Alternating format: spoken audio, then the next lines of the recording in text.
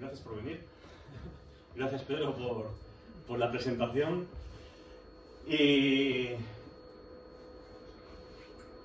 bueno, suelo empezar las presentaciones del libro contando con una pequeña pincelada autobiográfica, y es como llego yo hasta aquí. Porque bueno, hay más agradecimientos en cómo llego hasta aquí. En el año 92 yo conozco a Pedro Madrid y me propone ir a sus clases.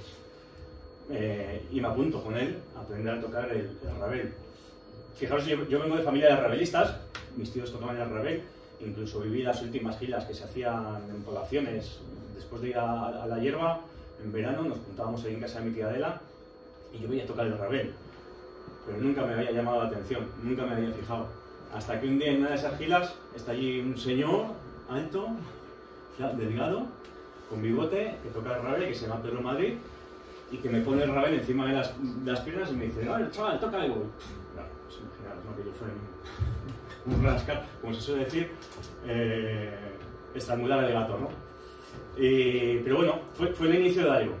Fue el inicio de que si no llegase por ese instante de mi vida, yo no estaría aquí hoy. Entonces yo tengo que agradecer a Pedro Madrid, que él me puso el rabel encima de las piernas y él me invitó a ir a sus clases a aprender y él me enseñó. He aprendido también de muchos otros, pero bueno, él fue el que me impulsó. Entonces si no llegase por Pedro, yo hoy sería otro David. Y este torte de leche, pues realmente no estaría aquí. Porque lo que consiguió Pedro fue despertar en mí un interés por la música que, bueno, ya existía, porque en mi casa yo vengo de una familia muy melómana, que siempre se escucha mucha música, pero nunca me había dado por aprender, por tocar, ¿no? Y bueno, pues esas cosas que tiene la vida, que me apunté con Pedro, y al año siguiente a tocar la gaita, haces un grupete, ese grupete pues empieza a tocar por ahí en verano, un chaval de 18, 19 años se saca un dinerillo tocando por ahí en verano a lo tonto. Luego de repente, pues yo que sé, que empezamos a tocar por ahí en mercados medievales, que empiezo a dar clases de rabel, de gaita, después de folclore por Cantabria, que de repente pues ha pasado el tiempo desde aquel 92 y me encuentro con que esa pasión se ha convertido en profesión, ¿no? Y bueno, pues me siento un afortunado por ello, y lo que os digo, tengo que dar a esta persona, le tengo que dar a agradecerle que hoy soy quien soy, vamos, en parte gracias a él. En ese 92 ocurren también un par de cosas importantes. Bueno, me voy con un grupete de amigos a la presentación del primer disco de Helvética, la última gira. Y fijaros, es un grupo de amigos en el que había de todo. Había un apasionado del jazz y la música clásica, había 2 o 3 punk rockeros. Yo que le he dado siempre todo, ¿no? En esto de la música soy un poliamor de la música, ¿no?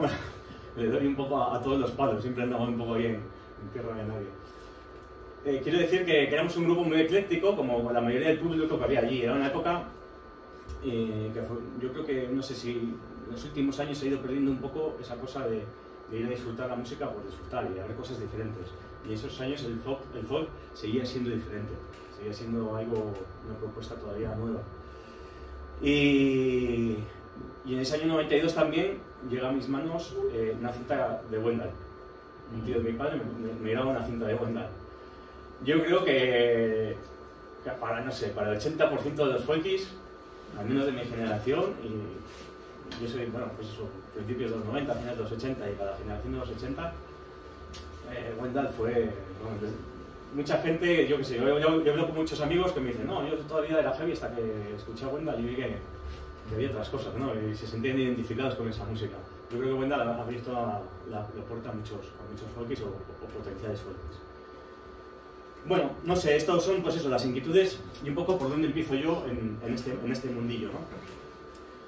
Fue pasando el tiempo y como buen melómano, pues me encuentro que tengo carteles bordados, tengo maquetillas de grupos, tengo algún VHS, programas de festivales, carteles de festivales, discos. Y voy viendo que las nuevas generaciones, muchos nombres, pues están pasando el olvido. Sí, se acuerdan o han oído hablar de Helvética, como no, han oído hablar de La Fumera, han oído hablar de Atlántica, pero ya grupos como Mayadama empiezan a pasar al olvido, por no hablar de Magosta o Orquestral, que también marcaron una época, en los 80, de momento estoy hablando de 80. Y entonces, pues bueno, pues yo como heredero de todo eso, que crecí, vamos, yo me formé en el folk, pues escuchando esos grupos, escuchando a Trenti. Yo tenía una maquetilla de Trenti que me la grabó una hermana de uno de ellos. Y, joder, esa cinta de las vueltas que le di yo. Entonces, pues me daba un poco pena que esa gente de la que estábamos bebiendo, de la que los que hemos venido después hemos estado, de cierto modo, viviendo, de esa herencia se estaba pasando el olvido. Entonces, pues bueno, esto me motiva para empezar a decir, venga, voy a publicar algo. Yo ya había publicado con el Nocan un cuadernillo sobre mi tía Adela, la revística de colecciones, un trabajito muy sencillo, pequeñito, como un CD. Y mi idea era hacer algo así. Pues bueno, contar un poquitín la historia, claro, las referencias que yo tenía, eran años 80, 90 y bueno, y hasta nuestros días, ¿no? ¿Qué pasa? Que empiezo y me doy cuenta de que hay más mandanga de la que yo pensaba. Empiezo a dar para atrás, y ya me encuentro con precedentes en los 70, en los 60, incluso lo que llamo yo el protofolk. Y empiezo a escribir, y empiezo a meter fotos, no sé qué, y me doy cuenta de que las páginas van creciendo y de que, bueno, hasta nuestros días no puedo llegar. Y por eso lo subtitulo Preámbulo del folk en Cantabria. Termino más o menos en el año 2000, que es cuando considero que el folk ya forma parte muy consolidada de lo que es el panorama cultural de cántabro, musical y cultural. Finales de los 90, primeros 2000 había un mogollón de grupos, mogollón de festivales ya muy potentes, y bueno, ya considero que está ya muy... como que empieza una nueva etapa, ¿no? Os voy a ir hablando ahora un poquitín de etapas, son más o menos etapas de 10 años, más o menos coinciden por décadas, ¿vale? Aunque algunas se alargan un poquito más. Y bueno, eso es básicamente lo que desarrollo en el libro. Para empezar, yo me puse, digo, fue en Cantabria, como el Cantabria, bueno, más o menos sabemos lo que es, ¿no? Pero el folk, ¿qué es el folk? ¿No? A ver, ¿con qué voy a trabajar? ¿Cuál va a ser mi materia prima? Pues el folk, ¿no? Y entonces, pues la primera parte del trabajo, digo, a ver, la dedico un poquitín a ver cómo puedo definir el folk, ¿no? Y esa definición a mí me va a servir todo el rato de asidero para moverme. Es complicado porque, claro, yo al principio tenía esa idea un poco quijotesca de decir, es que no hace falta encasillar, ¿no? La música, ¿para qué vamos a encasillar? Es música, ya está. Pero al final te das cuenta de que el ser humano necesita adjetivar las cosas, necesitamos poner el nombre, necesitamos para compartirlas, ¿no? Porque yo, pues eso, puedo ir a una exposición y te digo, esto es una exposición muy guapa, ¿y de qué era? ¿De cuadros? ¿De cuadros de qué? Entonces, al final, pues bueno, es necesario poner nombre a las cosas, y aunque sí que me doy cuenta cuando empiezo a definir un poco qué es folk, que hay muchas aristas, hay un montón de excepciones y puntos que se salen de esa definición, ¿no? Entonces, pero bueno, está bien que haya, pero bueno, una definición básica nos puede ayudar. Y yo, pues bueno, pues lo defino un poquitín como la música, un estilo de música que, partiendo de la música tradicional de una zona geográfica determinada, no tiene por qué ser la tuya, puede ser otra, puede ser Escocia, puede ser Sudamérica, bueno, pues coge esa tradición, ¿no? Un grupo de músicos cogen esa tradición y la desarrollan dándole una lectura nueva, acorde a las modas musicales del momento e incluso a las modas, digamos, sociales o corrientes sociales del momento. ¿A qué me refiero con esto? Pensemos un poquitín en el mundo del folk ahora, ¿no? Hoy en día sigue habiendo celtoides, sigue habiendo gente que se acerca mucho a lo que es la música tradicional, pero ¿cuál es la corriente que hay ahora? Ahora hay una corriente, yo creo, muy clara, si estáis un poco metidos, que es, bueno, conocéis todos, tanchungueiras, ¿no? Coger la música tradicional y mezclarla un poco con música electrónica, que, bueno, se está ahora vendiendo como muy nuevo, pero realmente, para mí, ya lo hizo Chema Puente, por ejemplo, en su primer disco, en el Aires de Ravel, ya lo hizo. Una carga de disco era Ravel mezclado con música... Casapalma ahora también. Casapalma, sí. Pero bueno, que Chema Puente lo hizo, lo que pasa es que pasa, que Chema Puente utilizó unas bases, que ahora nos parecen cutres, ¿no? Eran de ochenteras, de chunda, chunda, chunda, y eso no está guay, está más guay con música más discotequera, ¿no? Pero bueno, a lo que iba. Casacapanua, por ejemplo, es el ejemplo en Cantabria, o Uruna, también están haciendo un poquitín por ese lado. Tanchungueiras y Rodrigo Cuevas, por ejemplo, son dos ejemplos a nivel nacional clarísimos, ¿no? Que están mezclando, cogiendo un poco lo que es la moda musical del momento, adaptando las músicas tradicionales a esa moda, y el mensaje, lo que os decía antes, los mensajes sociales. Si en los 70 el mensaje podía ser más de, pues yo qué sé, ya se va a preguntar al final del franquismo, el estado de las autonomías, podía ser un poco más reivindicarse como nueva autonomía y tal. En los 80 el mensaje era más ecologista, antimilitarista, que no quiero decir que hoy no lo siga viendo, ¿eh? Pues hoy el mensaje es, caso de Tanchungueiras, más feminista, la reivindicación del papel de la mujer, bueno, precisamente en la tradición la mujer tiene un papel top, ¿no? Ellas están arriba, es decir, cuando vamos a trabajo de campo casi todas las fuentes son mujeres, y ellas tienen un poder casi absoluto.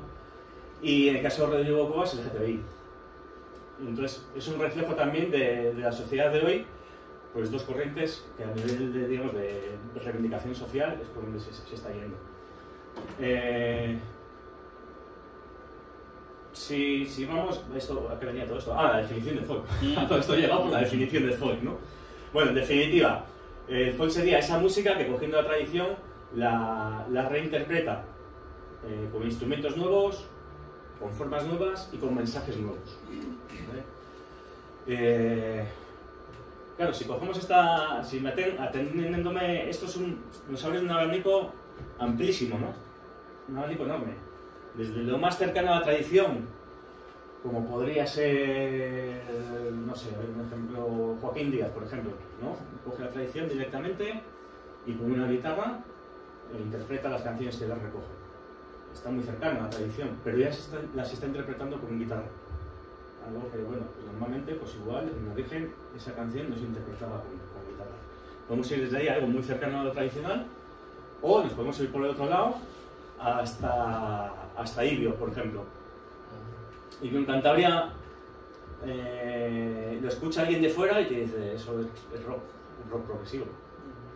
Pero para alguien de Cantabria no es folk, pero identifica esas melodías folk, las identificamos, está cogiendo música tradicional y la están haciendo rock. Entonces, bueno, es un abanico tan grande, tan amplio, pero que yo creo que es precisamente lo bonito que tiene este estilo musical, esa libertad que tenemos ahí. Y que luego ya, dependiendo de los gustos de cada uno, pues consideraremos unas cosas más, otras menos, no lo sé ya. Entonces, bueno, pues atendiendo un poquitín a esta definición, yo digo, bueno, ¿y dónde empiezo? ¿Dónde empieza esto? No sé si se ha apagado el... pues se me ha quedado sin pila.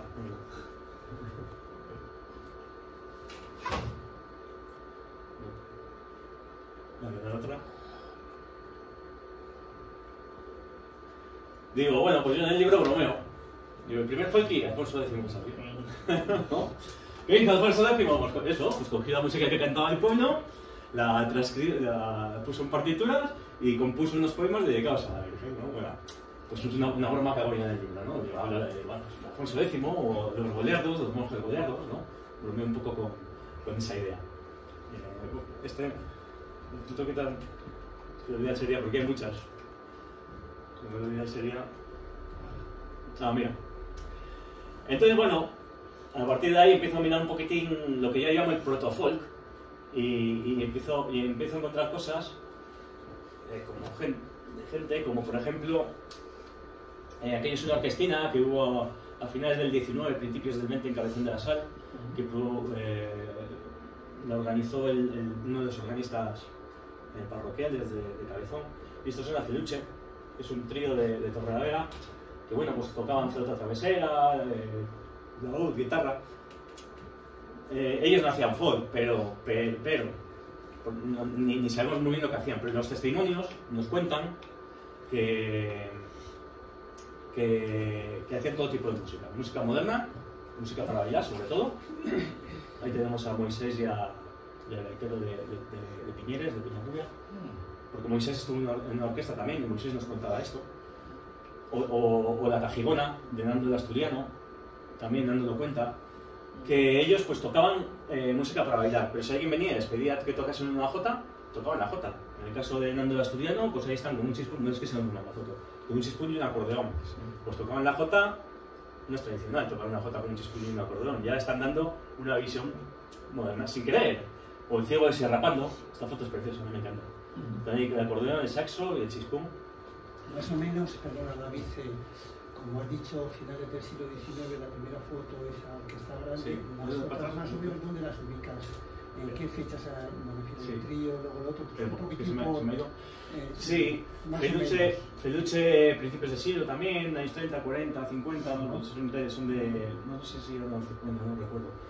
Pero, por ejemplo, Moisés Serra, la orquesta en la que estuvo, Picos de Lupa, me parece que se llamaba, pues son años 60. El Ciego de Serrapando también, estuvieron hasta finales de los 60, incluso más, sí. Son orquestinas que ellos tocaban para el baile, es decir, no se consideraban folkies ni se consideraban nada, ellos hacían música para bailar y esto, ¿vale? Pero atendiendo un poquitín a esa definición que hemos dado, bueno, en el momento en que ellos tocan una canción tradicional, una jota, para que la gente baile, pues bueno, se puede considerar que están haciendo lo que llamo un protófono, ¿no? Por tirar un poco de lío. Lo mismo ocurre con lo siguiente, con estos señores, los puertorriqueños Cuarteto Piquero.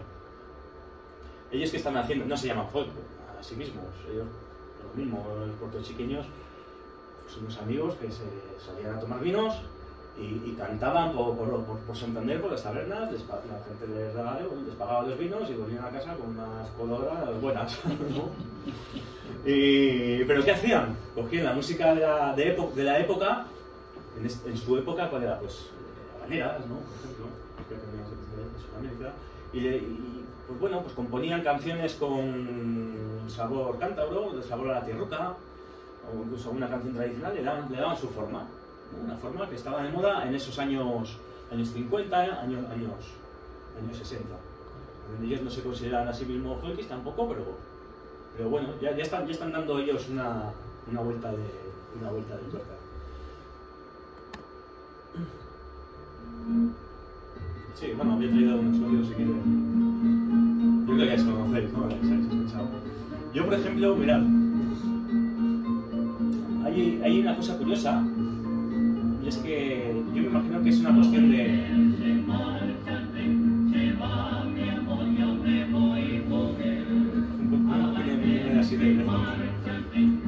Yo esto lo escuchaba mucho en casa, a mi abuela paterna le encantaba. En casa escuchaba ella o estaba todo el día con el disco de vuelta, me encantaba.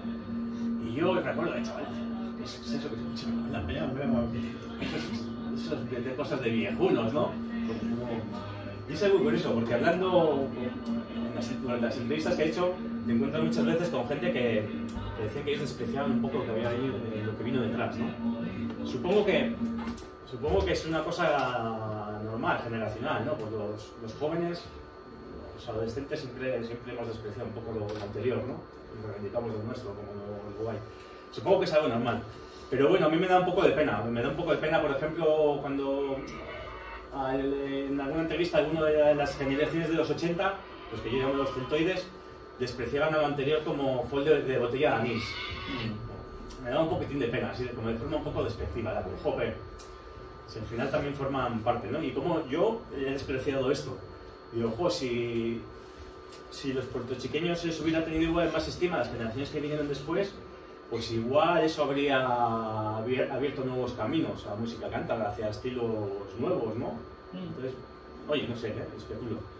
Igual si las nuevas generaciones hubiésemos tomado ese testigo, en vez de fijarnos tanto en otras músicas que venían de otras tierras, pues igual hubiésemos creado algo diferente, más nuestro. Vamos a seguir un poquito y luego, bueno, pues en el libro no hablo casi nada del tema de los coros rondas, porque bueno, yo creo que es algo que da para un estudio yo solo. Entonces no quise meterme demasiado ahí en ese berenjenal, también en el berenjenal. Pero bueno, lo que hicieron, el legado que nos ha llegado es importante, porque gracias a ellos pues han recuperado muchas canciones, aunque se les critica mucho por haber por haber, como se dice, como diría, violado lo que es la canción tradicional, ¿no? Que la han maltratado.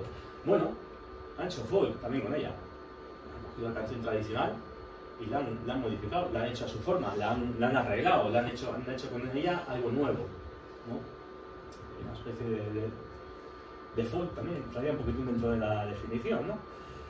Y el legado, y bueno, pues mucha gente de la que he entrevistado, pues empezó.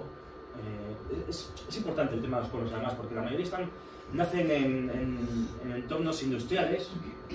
¿Sabéis? A partir de los 60 hay un gran éxodo rural hacia las zonas industriales. Y pues eso, promovidos por Isñace, Solvay, por las grandes empresas, nacen esas, a veces bien, no, pero nacen esas corales.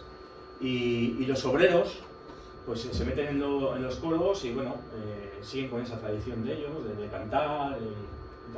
Y los hijos, gracias a que sus padres siguen participando en estas formaciones, pues a los hijos también les va llegando ese legado, ¿no? Y muchos me decían, no, yo, pues mi padre cantaba en no sé qué coro y aprendí muchas canciones escuchándolas en casa porque muchos lo comentaban en las entrevistas. Y bueno, esto ya nos revela también que el folk, y bueno, los hijos cogen este legado y son los que luego le van a reinterpretar, ¿no? Dentro de lo que es el folk, para reivindicarse para reivindicar un poquitín la cultura de Cantabria.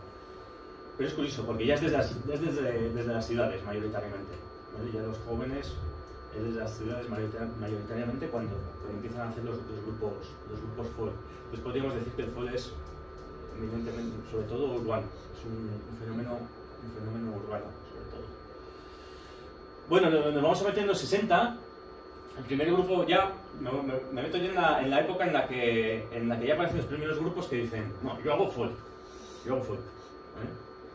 Y el primer grupo del que tengo referencias son estos, los nuevos vulgares, de los que he conseguido muy poquita información. En alguna publicación por ahí he conseguido sacar algo de ellos. ¿En los 60? En los 60, el año 64. Y ellos ya se consideran, ya dicen que hacen folk. Claro, no he conseguido escucharles, claro, no sé si algo de ellos no los conozco. Pero bueno, tenían títulos tipo La Paloma de la Paz, No a la Guerra, todo así como muy pacifista. Pero bueno, no sé muy bien qué hacen. Yo supongo que sería un tipo de folk americano, así tipo, no sé, Joan Baez, algo así como más folk song americana. Y bueno, ellos hacían esto. Hay que decir que bueno, el folk, término folk como tal, es un término que crea en la industria musical y es bastante moderno. Vamos, eso está bastante claro, ¿eh? En todas las fuentes te lo ponen. La industria musical inglesa de los años 50 ya crea ese término y se extiende rápidamente por todo el mundo. Bueno, cuando digo todo el mundo, me refiero a todo el mundo occidental, ¿vale? Se extiende rápidamente. Y se extiende rápidamente porque ya hay mucha gente que está haciendo eso. Bueno, ya lo hemos visto en Cantabria, ¿no? Que había gente que estaba haciendo eso sin saberlo. Pues en Norteamérica ya había gente que lo estaba haciendo. Por ejemplo, Woody Guthrie lo está haciendo en Norteamérica. Y desde los años 20, pero por eso él todavía no había puesto el nombre. Pero de repente dicen, no, mira, la industria ha sacado esto no vale. Luego fue. Y en Sudamérica, en Argentina, sobre todo por ahí, en Argentina y Chile también se estaba haciendo ya. Y en España pues estamos viendo los precedentes y yo creo que la figura que lo trae de una forma así muy heavy, lo que digamos como que está ahora, es Joaquín Díaz. Está por Estados Unidos, bueno, pues se conoce un poco su trayectoria. Bueno, fue muy jovencito en Estados Unidos, estuvo por ahí en distintas universidades, luego hizo mucho trabajo de campo por aquí. Y yo creo que es el que exporta eso aquí rápidamente y eso es como una mecha, ¿eh? Estamos hablando, no sé, claro, el vuelos que vivisteis aquellos años no os parece tanto, pero yo que lo veo yo no lo viví y lo veo ahora, me da la sensación de que eran años como que todo iba más lento, ¿no? Pero que va, esto es una mecha que se esparce rápidamente. Y Joaquín Díaz tiene un papel importante en ese sentido, que lo exporta rápidamente, y luego él apadrina un grupo que son Nuestro Pequeño Mundo. todos, bueno, de los años 60, las entrevistas que he hecho de los 60 y los 70, todos, casi todos, como referencia. Nuestro pequeño mundo, Harcha, bueno, luego ya Quilapayún, Mocedades, aunque no sea folk, pero es muy importante esto, porque luego os voy a explicar un poquitín por qué. El Mester sí, pero hablan menos de él. Fíjate. Sí, Milladoiro más tarde. Milladoiro más tarde. Del Mester no me hablaron tanto, fíjate. Sí, también me hablan, ¿eh? Y gente que empezó haciendo pues, versiones del Mester, versiones de Serrat. De Serrat, que también tuvo sus pequeñas incursiones en el mundo de la música tradicional. Hizo un disco de música catalana. Pero sobre todo nuestro pequeño mundo, o sea, nuestro pequeño mundo. Uruguay también, estos grupos que había así en aquellos años, la Biblionera. Pero bueno, nuestro pequeño mundo me lo citan todos. Sí, los Corri, sí. Pero nuestro pequeño mundo y Harcha me hablaron todos. Todos, vamos.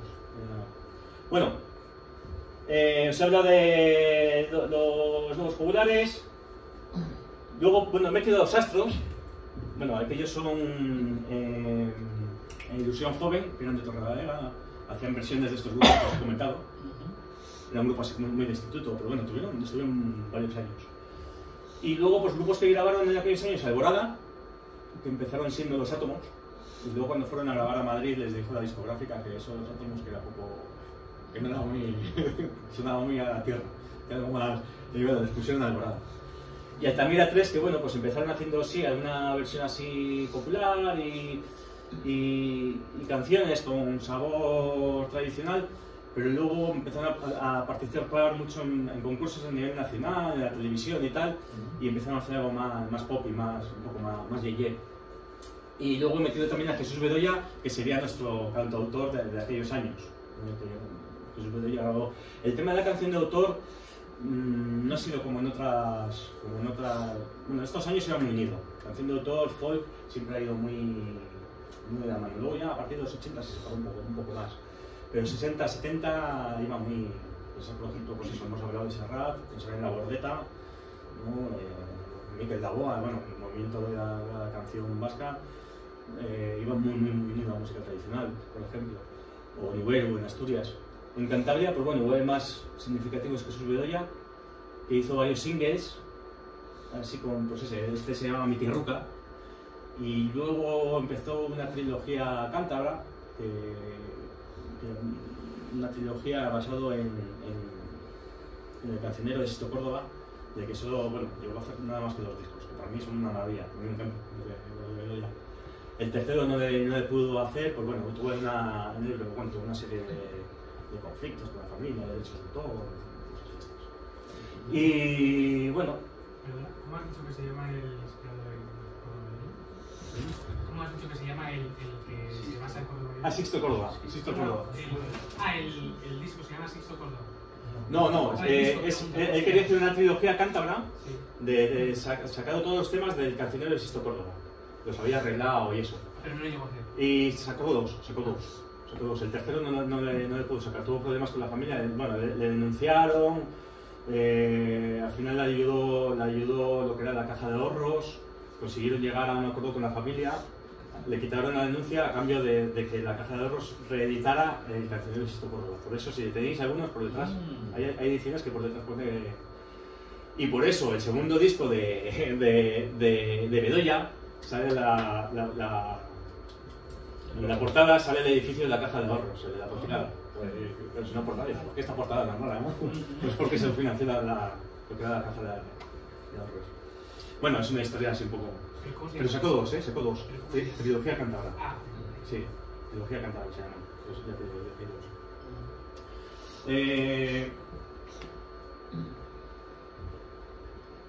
bueno, no he dicho que ellos se denominaban a sí mismos, en estos años, se denominan a sí mismos folk montañés.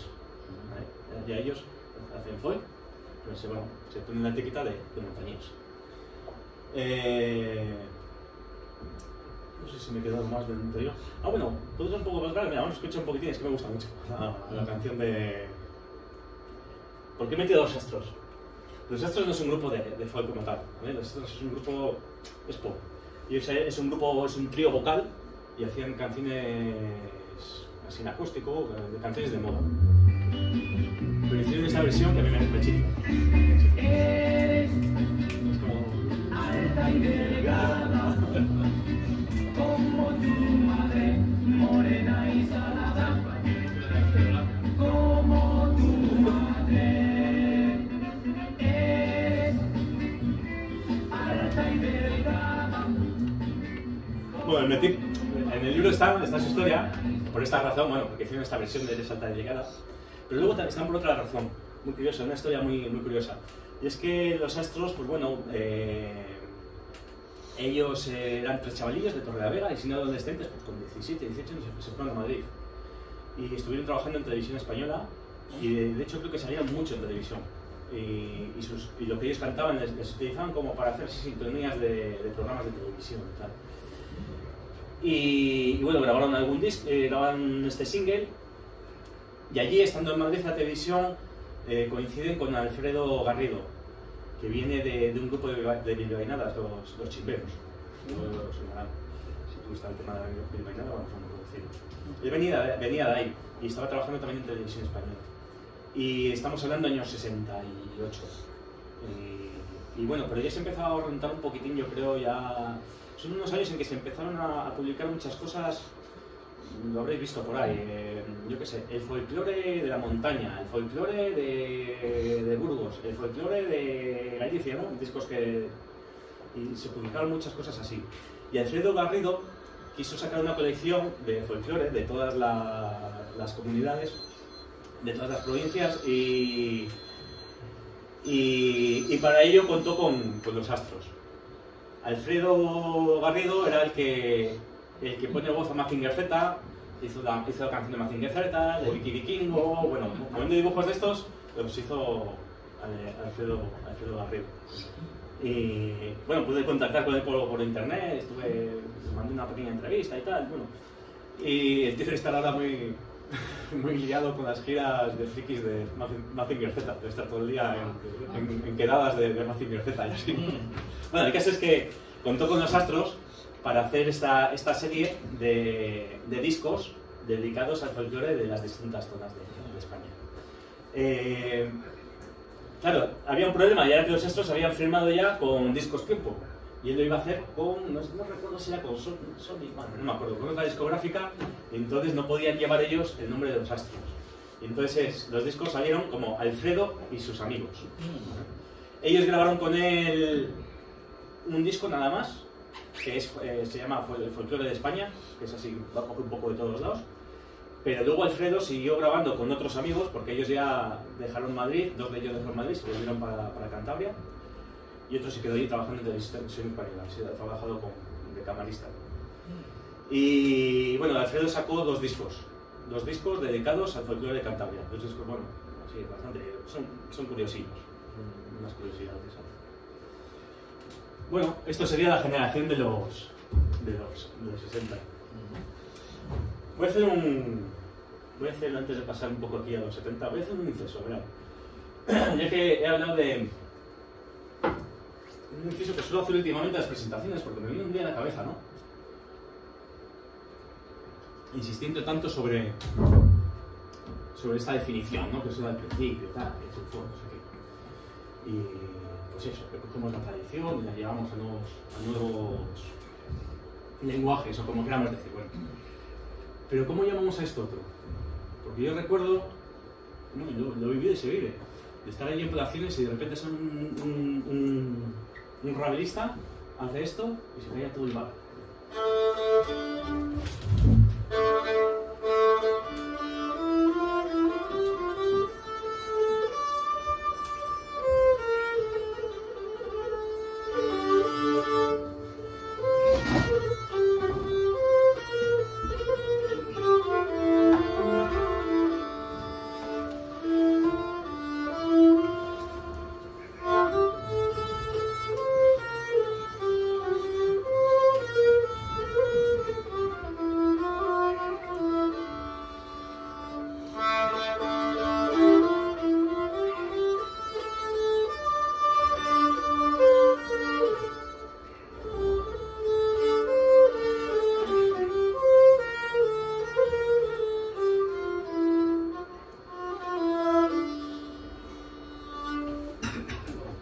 habéis identificado la canción, Los campanilleros de la niña de la Puebla. Ahora estamos hablando del proceso distinto, ¿no? No sé, yo es una reflexión que me ha venido, ya os digo, muy reciente. Digo, ¿pero cómo llamamos a esto? Cuando un paisano, un ruralista, hace el proceso contrario. Coge algo moderno y lo lleva a la tradición, ¿no? Pues, ¿cómo llamamos? ¿Fue a la inversa? ¿Fue de la vuelta? Bueno, no sé, una reflexión que hago y la dejo en el aire, una pregunta que dejo en el aire y si os ocurre una respuesta, pues... Cuando planteas el tema de que el folk al final se desarrolla desde las ciudades, es que igual la idea que tenemos sobre el folk, si me ocurre pensar, es que está vinculada a la tierra. Y lo que está vinculado a la tierra es a la gente que vive en la tierra. Los que vivimos en la ciudad, yo sospecho que no sé si vivimos en la tierra, pero que vivimos en la ciudad. Y la ciudad está pavimentada y no tenemos ese contacto con la tierra. Y el hecho de que los campanilleros se adopten es porque seguramente que cualquier intercambio, las canciones de cabotaje que se trasladan en los barcos que faenan en la costa cantábrica, hasta Galicia, hasta Portugal, yo creo que esos barcos, aparte de traer pesca, traen cultura. Y cultura posiblemente son historias y canciones. Y en el momento en que tú haces tuya la canción, tendrá que venir de donde venga, pero forma parte del folclore, de la tierra donde se ha sentado y ha tomado posesión. Sí. Se ha convertido en nuestro. El problema es que ahora posiblemente miremos con otro punto de vista. Analizamos aquello que es nuestro para colocar a lo demás en esa condición. ¿Qué es lo demás, lo otro? Sí. Esa es una pregunta que, bueno, yo creo que es un debate que está siempre, en el mundo del folclore está siempre ahí. Cuando algo empieza a ser tradicional, cuando pasa a formar parte del pueblo. Para mí los campanilleros ya forman parte indiscutible de lo que es el repertorio tradicional de población. Vamos, ya te digo, es que la gente ahí es como un himno, así, ¿sabes? Sí, es un debate, como te digo, que yo creo que los que estamos metidos en el mundillo lo tenemos constantemente. Es complicado, es complicado de... Y luego también es un poco por la manía que tenemos, lo que decía yo al principio, de querer encasillar todo el día todo. Yo, por ejemplo, cuando Miki Luis tocaba esto, él no se planteaba si esto venía de aquí, venía de allá, era no sé. Él había escuchado esa canción por la radio, en un megáfono, donde fuera. Le gustaba, lo tocaba y ya está, no se planteaba más. Pero encasillar igual no es malo, por lo que tú decías también al principio. Es decir, hay que definir la condición de la cuestión que analizamos. Sí. Y hay que establecer un marco conceptual. A partir de ahí, pues lo que pasa en cualquier otro ámbito es lo nuestro o lo ajeno, o lo intermedio. Pero depende de la posición. Pero hay que de alguna manera definir las cuestiones. Otra cosa es que luego lo adoptes, que lo sientas como tuyo o lo rechaces y establezcas la genialidad y digas, es el enemigo, por entrar en otro ámbito. Pero hay que definir. Luego la cuestión es el tratamiento. Bueno, pues seguimos un poquitín. Voy un poco más rápido porque tampoco me quiero... Bueno, estoy aquí desentrañando el libro. Si ves que me extiendo mucho, me decís, voy un poquitín más rápido. Bueno, nos metemos en los años 70 y claro, pues la foto de estos señores. Llega la música sudamericana, Clapayún, Inti Illimani, Víctor Jara, Violeta Parra, toda esta gente llegan como un torbellino. Yo creo que no solamente por lo musical, sino además también por lo político, ¿no? Ya se barruntan los tiempos de cambio y la juventud pues es una forma de reivindicación, ¿no? Y... Pero no, vamos a ir un poco raro. Y bueno, la representación que tenemos en Cantabria de la música andina fueron Colibrí. Colibrí, yo entrevisté a San José, a Paco San José, y que bueno, pues fue una maravilla porque me dio un montón de información, no solamente de Colibrí, de muchas más cosas que yo no me esperaba, de festivales, de los que luego hablaré un poquitín, de los festivales y estas cosas. Y Colibrí, que estuvo hasta un altibajos, no sé qué, pero bueno, ellos han estado ahí hasta iban a hacer un disco de 40 aniversario y justo cuando iban a hacer se enfadaron y lo han dejado y se quedaron. Pero en el disco que viene en el libro, luego os hablaré un poquitín del disco, hay un tema que me pasó Paco, que iba a ir en ese trabajo, un tema nuevo de Colibrí inédito. Allí tenemos el grupo Leyenda, donde está Fito, Adolfo Díaz. Este era un grupo es que jovencitos, es que era un grupo también de escena haciendo la parroquia de Sierra Pando, en Torrelavega. Y bueno, pues empezaron haciendo pues, como decíamos antes, versiones de Nuestro Pequeño Mundo, de alguno de estas cosas. Y os hablaba antes, por ejemplo, de Mocedades, que Mocedades por ejemplo, es un grupo que está dentro del folk. Pero es que fijaros lo que tienen, ¿no? Dos guitarras, son 1, 2, 3, 4, 5, 6, 7 jóvenes con 2 guitarras. Y no había más, no hay más. Una pequeña percusión, pues eso, una botella de mí, una flauta, si acaso, una flauta dulce, un poco más. Entonces, claro, con esos medios, ¿cómo es que hacían? Pues, como se dice, de la falta, ¿cómo es? De la necesidad de virtud, ¿no? Hicieron de la necesidad de virtud. ¿Y qué hicieron? Pues fijarse en grupos como Mocedades, que se trabajan las voces que te cagas, y empezaron a trabajarse las voces. Y entonces son grupos que eso, pues tienen pocos medios, pero esta hasta aquí, la garganta hasta aquí. Y hacen unos trabajos de voces pues muy interesantes. Y aquí tenemos a Nuevas Raíces, que empieza haciendo versiones de Quilapayún, pero al final dicen un día, anda, si están haciendo esto en Sudamérica, con su música, pues no, ¿por qué no lo hacemos aquí con la nuestra? Y bueno, empezaron a trabajarse canciones tradicionales, que a mí me gusta mucho porque se ve de dónde vienen y tienen unos giros vocales que recuerdan mucho a esa música de Quilapayún. Mira, hay un audio, si quieres escuchamos un poquitín. No recuerdo qué canción es, ¿sabes cuál es? Me parece que se pone de lado. Bueno, empezaron a meter Ravel, un contrabajo que me contaron que se lo compraron aquí en Santander a una viuda que su marido debía coleccionar instrumentos y se murió el marido, empezó a venderlos y ellos consiguieron el contrabajo. Era como, es un contrabajo. ¿No se oye? Si no es el botón... A ver, aquí, tenéis que darle aquí a este, aquí en la esquina. Muy encima de mi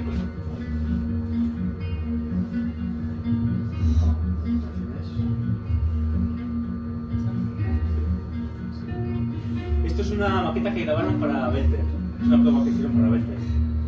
Porque les llamaron para grabar, pero bueno, no llegaron a sacar el disco. Pues sin embargo la maqueta la conservan.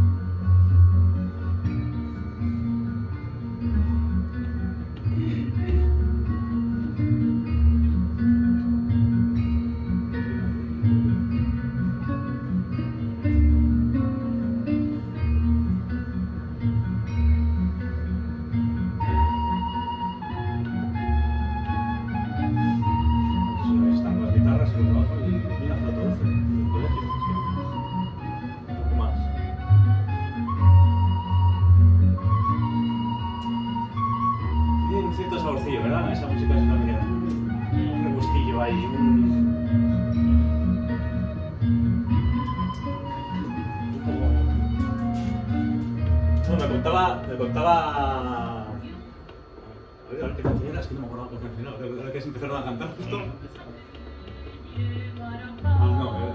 Un paseo por ahí bota.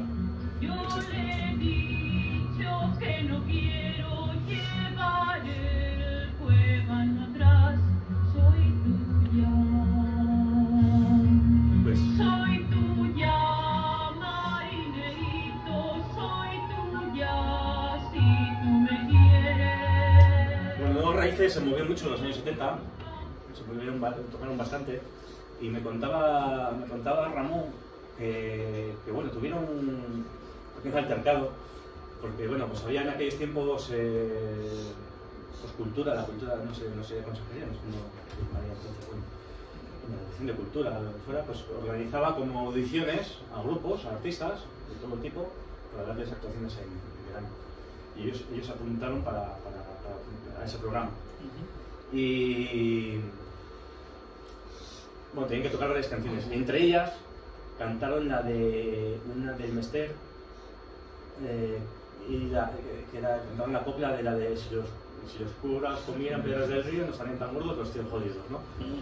Y vino la censura, les puso la cruz y les echaron fuera del programa.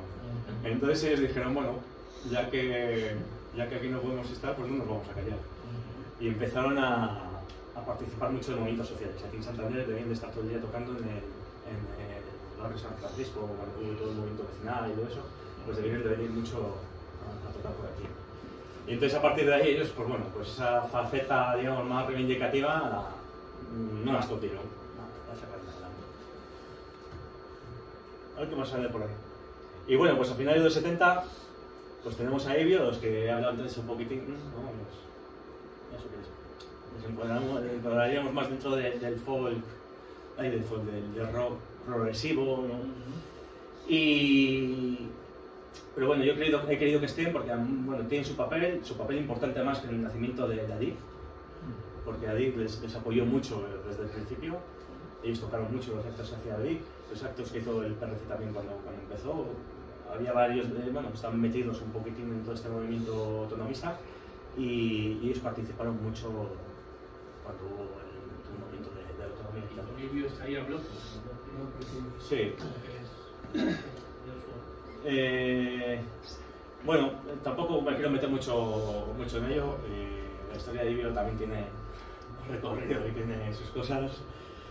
Y bueno, pues aquí mira, pues es una foto que están aquí con García Oliva, Alfonso García Oliva, que ya simboliza un poco, no, bueno, Alfonso García Oliva ya simboliza la generación que va a venir a continuación.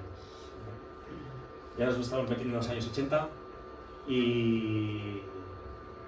A ver qué sale, ¿eh? Ahí está Alfonso con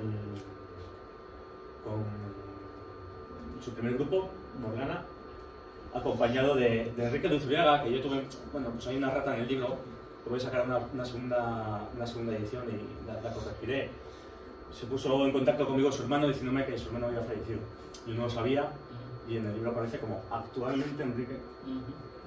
Pues bueno, me quedé un poquitín así, ¿no? Un poco joder, no sabía, ¿no? Sirva un poquitín, pues también un poco de homenaje a la gente que sale aquí, que no está, que la mayoría siguen por ahí en danza, ¿eh? La mayoría de los que salen aquí están por ahí localizables y muchos siguen en acción. Morgana ya, esto ya simbolizan un poco, Morgana y están Amerguín, simbolizan ya lo que yo llamo la ola celtoide, ¿no? La ola celta, que ya llegan a los 80, que, como os decía antes, desechan un poco todo lo que ha venido detrás, no se fijan en ello, y empiezan a fijarse en las nuevas modas que llegan de lo que se llama el arco atlántico, ¿no? Desde Irlanda, Bretaña, Escocia, no sé qué, hasta Galicia. Ellos ya, en vez de mirar hacia la meseta, ya miran hacia el mar. Tanto que, como os digo, desdeñan el otro, ¿no? Bueno, no hay por qué. Pero bueno, se dejan llevar un poco por esta moda y empieza el celtismo. A nivel internacional, los torbellinos son, como os he dicho antes, Wendell y Alan Stivell, se convierten rápidamente en referencia para estos jóvenes, y a nivel nacional, lo que decía Juan, Milladoiro. Milladoiro fue para estos jóvenes un referente. Me lo decía Roberto Diego, cuando empezó con el Luetia, decía, para mí, desde yo lo que quería hacer era la música cantable un Milladoiro, lo tenía bien claro, era su referente. Y claro, es que yo creo que el Milladoiro consiguió, vamos, esa ola, esa nueva ola, la tradujo a la música gallega rápidamente y con mucha calidad. Luego es verdad que estaban los Corri y toda esta gente haciendo cosas muy interesantes en Progreso. O sea, como era en euskera, no había un entendimiento de ese mensaje. Sí. Te digo porque y ahí, por ejemplo, yo creo, y desde mi punto de vista fueron muy sabios, porque siguieron un camino propio. Claro. Y yo es lo que siempre me... Es decir, te puedes fijar en el vecino, pero a veces nos fijamos tanto, y vamos por el camino que nos marcan los de al lado. Está bien, todo se aprende, no quiero dejar nada de fuera. Pero joder, seguir un poco también nuestro camino propio, y los Corri lo hicieron. Es que en Cataluña ocurrió lo mismo. En Cataluña con el catalán y en Euskadi con el vasco, eso supuso que el resto del... Hombre, la lengua es un factor importante, pero no tiene por qué ser un factor tampoco... No te llega el mensaje, te llega la música, no te llega el mensaje, ¿entiendes? Luego, bueno, abajo tenemos a... Tenemos por ahí a un representante de Candeal. Ay, perdón, Cambrizal, joder, los confundo siempre. Como los dos empiezan por Cam, de Cambrizal, perdón. Cambrizal fue un grupo... Fijaros, César Martínez, cuando le hice la entrevista, César Martínez es de Mayalama, los primeros duetos y tal. Me dijo, tienes que entrevistarles, que para mí ha sido el folk más sincero que se ha hecho en Cantabria. Y digo, sí, lo tengo en mente, tienen que estar ahí. Y les entrevisté. Bueno, más os reuní a los tres, fue una entrevista, vamos, fantástica. Y es que en los 80 tocaron una barbaridad. No solo en Cantabria, fuera de Cantabria también. Claro, ¿qué pasa? Que ellos hacían un folk más cercano a lo tradicional. No tan cercano a ese folk que se estaba poniendo de moda, a esa ola celtista que entró arrasando hasta el punto de que yo ya, incluso más tarde, ya en los 2000, seguía arrasando hasta un punto de que a veces presentabas cosas nuevas y no cuajaban muy allá, como si salieran un poquitín del taca, no eran fáciles de encajar a veces. Entonces ellos durante los 80 sí que desarrollan este folk más cercano tradicional. Ya veis, bueno, con guitarras, acústicas, rabeles, pandereta, gaitas, flautas, con una labor de investigación importante. Seguro que tenéis un archivo guapo por ahí de trabajo de campo. Y recuperando algunos instrumentos. Se empieza con la labor de recuperación de algunos instrumentos. Me parece que habéis cogido la chifla campurriana, ¿no? Y no sé, la pasiega, ¿no? La campurriana, chiflas. Sí.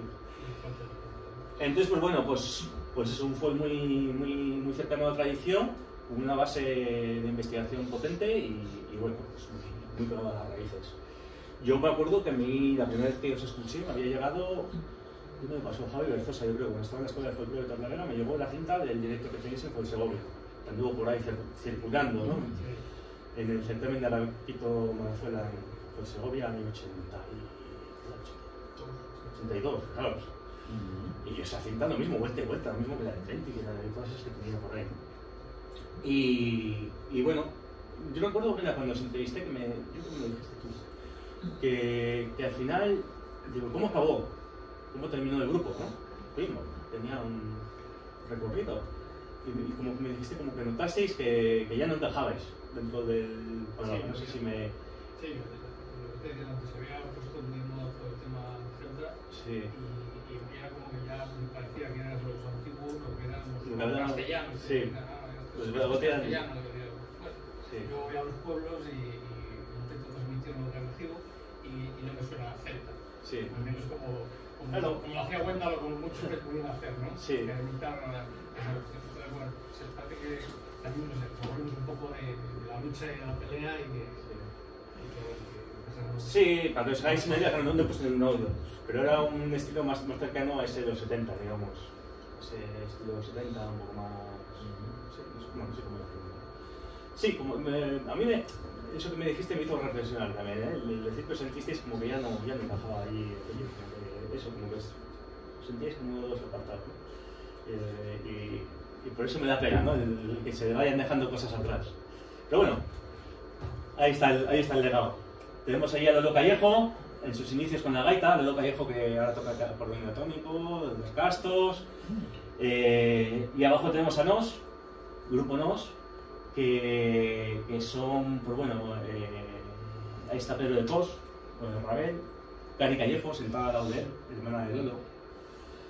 Pues gente que bueno, pues en estos días voy a ir un poquitín rápido porque me empiezan a enrollar. Esto es un Magosta, un joven Marcos Bárcena, con Alberto, fallecido también. Alberto murió hace unos años y su hermana, pues bueno, me dejó coger todas las fotos que tenía por ahí y la verdad es que muy ya. Y ahí tenemos a Trenti que salían de Corrales de Buena. Y aquí Kentaver, que estos ya eran, vamos, abiertamente celtoides. De hecho, ellos hacían música escocesa. Empezaron haciendo música cántabra, pero como a ellos les gustaba la escocesa, le querían dar ese toque escocés. Y bueno, hay algunas grabaciones de ellos por ahí un poquito curiosas, ¿no? Cosas curiosas. Pero bueno, luego se dieron cuenta y dijeron, nada, ¿qué vamos a andar haciendo? ¿Qué experimentos? ¿Nos gusta la música escocesa? Pues vamos a tocar música escocesa. Y empezaron a tocar música escocesa y está. Y han tenido un papel importante en lo que es el mundo del tema de las sesiones folk y Yuyo, ¿tocaba Yuyo? Yuyo tocaba, sale por ahí, en la foto de Amerguín. Empezó con la flauta travesera. Tocaba con Javier González Sainz, que bueno, no sé si me estoy extendiendo mucho. ¿Qué tal vais? Si vais bien, tiene un poco más, ¿eh? Es que la historia de Javier es apasionante. No sé si conocéis a Javier González Sainz de la orquesta. Da un poco para atrás, vamos a ver, que sale una foto de ellos. Javier González Sainz empieza... Mirad, ay, es que está aquí atrás, no se le ve, bueno, da igual. Es este de aquí y Yuyo está ahí con la flauta. Aquí están tocando en Brest, en Bretaña, y Javier está ahí, tocando el buzuki. Javier estaba tocando a finales de 70, 78, por ahí estaba aprendiendo a tocar la guitarra. Pero de repente en el año 80 el tío coge y dice, pues yo quiero aprender a tocar el arpa. Y quiero tocar con el arpa el repertorio de O'Callaghan, que es un compositor irlandés del siglo XVIII, muy conocido ahí. Bueno, el tío con las cosas muy claras. Pero yo pienso y digo, este elemento, año 80, ¿dónde sacas un arpa? Pues si la mayoría de estos te hablan de cuando compraban las gaitas, y era dificilísimo comprar las gaitas. Algunos se las hacían ellos con bolsas de plástico, otros compraban de esas que había por ahí con el fuelle de goma, bueno, un poco lo que podían. Y a este se le ocurre que quiere tocar el arpa. Pero no el arpa clásica, sino el arpa celta. Y coge el tío la furgoneta de la familia, se va a Bretaña, a una fábrica de arpas, ahí compra un arpa, y en un año, menos de un año, ya forma Amerguín, es el grupo ese de ahí, luego falta la violinista, tocando música de O'Callaghan. Yo, vamos.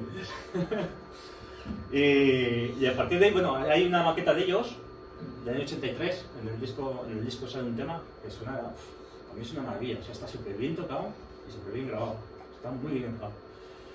Y duró 3 años, Amerguín duró 3 años o así. Y Javier, el caso es que bueno, siguió su recorrido, ha estado en más grupos, ha estado en Dunvegan, más cositas que he hecho por ahí, pero en los 80 se dedicó sobre todo, pues estuvo viendo una temporada en Donosti, luego andaba entre Santander y allí, y bueno, pues él se dedicaba, venía a Santander igual, tocaba por la calle, se sacaba un dinero tocando por la calle de arpa y luego se iba a amenizar a un bar. Y bueno, y ahí se sacaba otro dinerillo. El caso es que el tío hoy es un experto en arpas antiguas y en arpas célticas. Le llevan a Escocia y a Irlanda a dar cursos de arpa céltica. Y está viviendo en Swanses, no se acuerda nadie de él, en Cantabria no le conocemos nadie. Y es una eminencia. Y le conoce poquísima gente. Y tenemos ahí una eminencia, la última, cuando entrevisté, me dijo que andaba haciendo ahora estudios sobre arpas españolas del barroco, no sé qué, bueno, unas cosas muy... El tío, bueno, se vuelve un poco ermitaño y hace sus libros así encuadernados en cuero, algo medieval, ¿no? Hace sus cosas y, bueno, pues sale poco de casa y...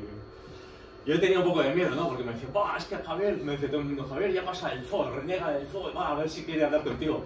Y de hecho le dejé para el final, fue la última entrevista que hice. Bueno, pues estuvo bien.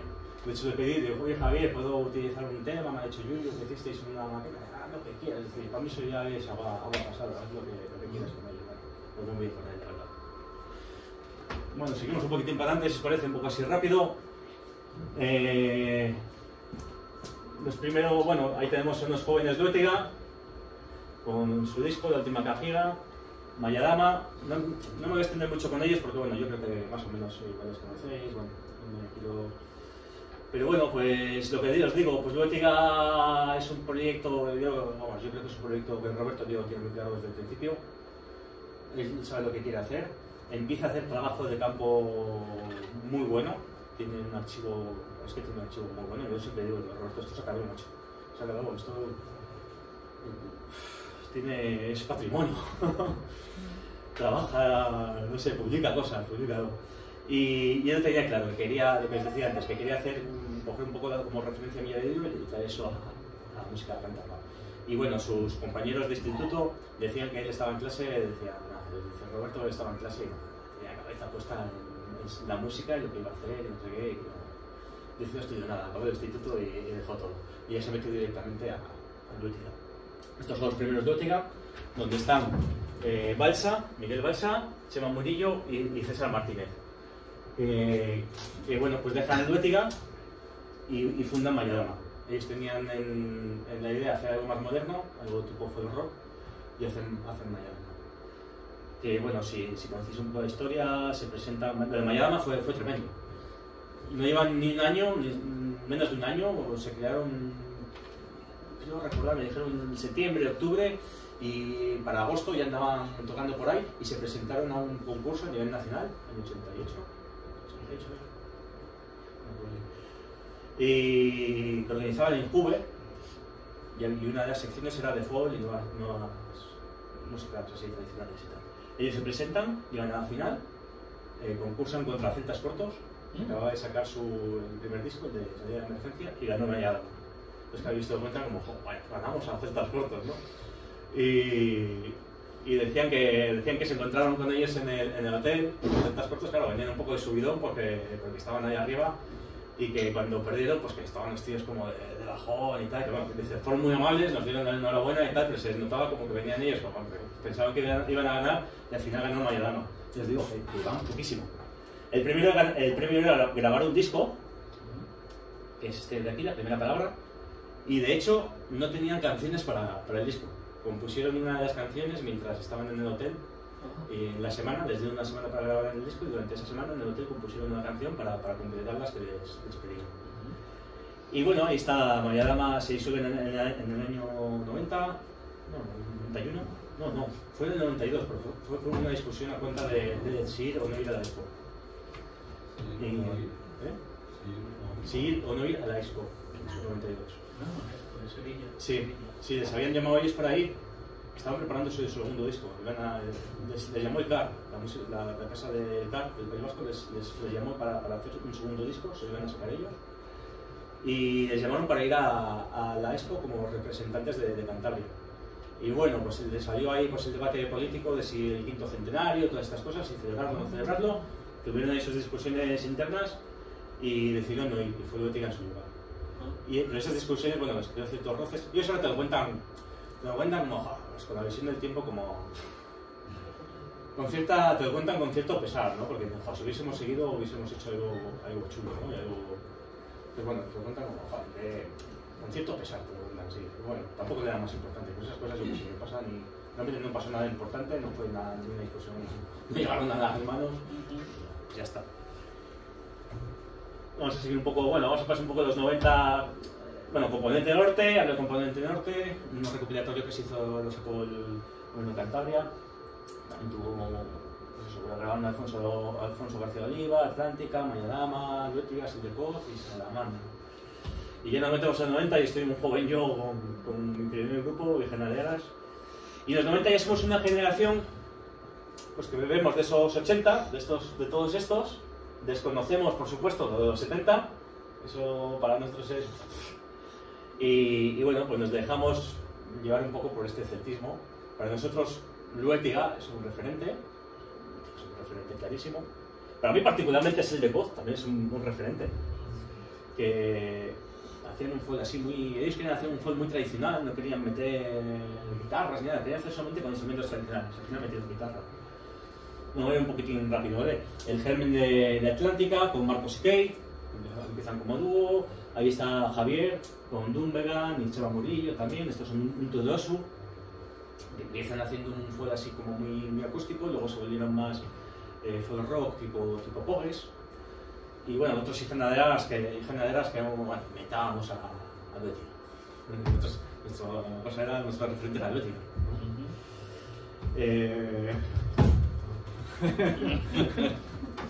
Pásame, cuéntame por ahí. Es que, creo que son unas pilas, ¿eh?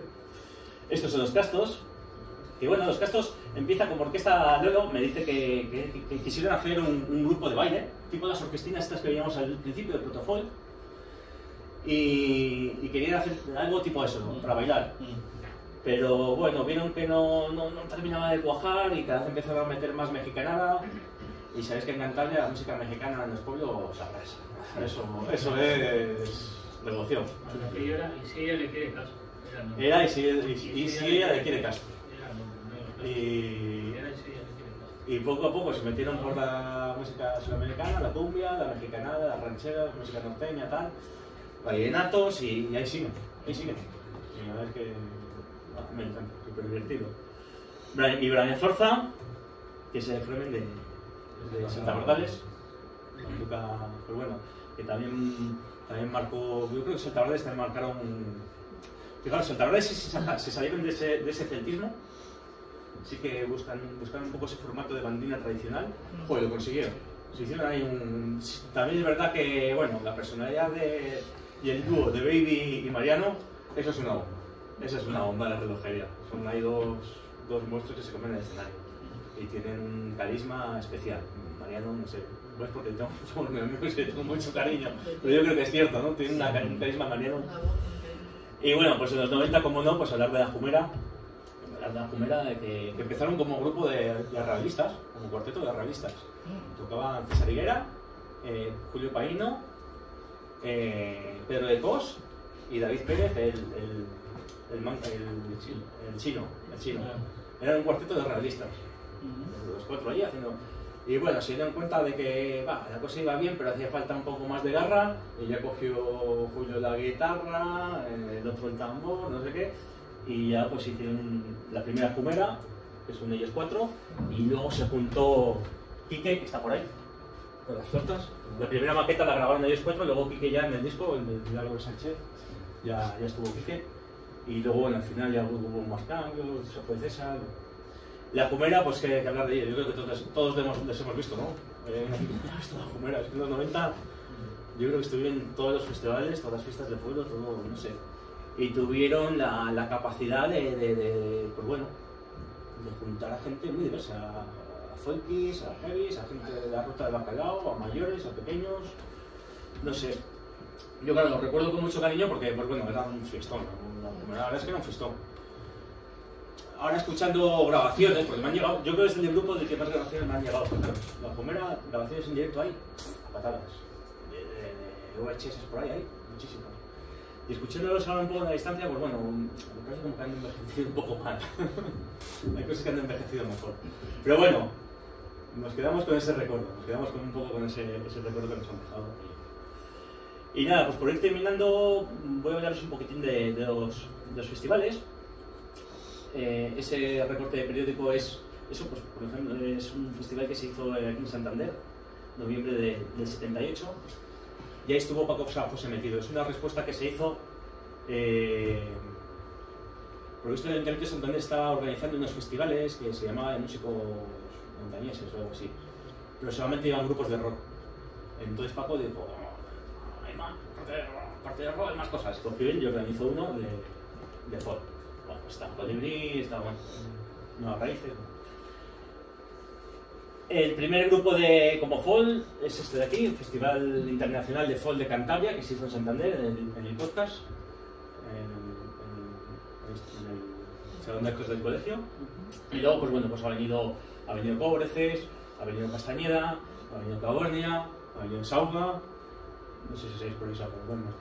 Sí, mira, aquí está, el primer cartel de Sauga.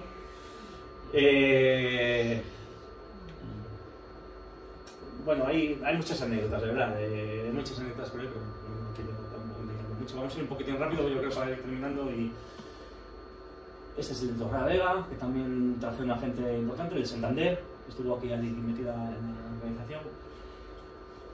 Bueno, el de Santander se hizo nada más que esa edición, que fue un cartelazo, fue una semana de festival, con charlas,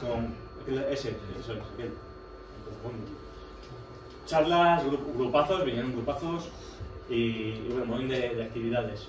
Mira, Lotte y Gallos Corri en el festival de Sofuna Lechera, me parece. Ese también es de Torrelavega, que estuvieron Blaze Root, con Amusdaña, con Cram, de Irlanda.